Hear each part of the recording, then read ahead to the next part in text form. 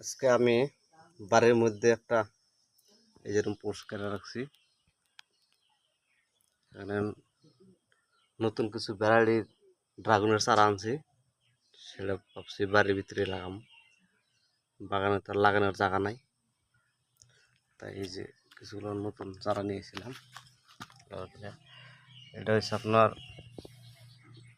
Taiwan red big. এটা লাল Taiwan, একটা বড় একটা ফলের প্রজাতি আছে। তার মধ্যে এটা তো আমার এই যে লোকালটা মরক্কন রেড ভ্যারাইটি। আর একটা আছে, এটা সবগুলো লাল হবো, কিন্তু এটার ভিতরে হবো ব্লু কালার। এখনো হয় না, হওয়ার পরে বোঝা দেবো এখন। এটা লাগালাম,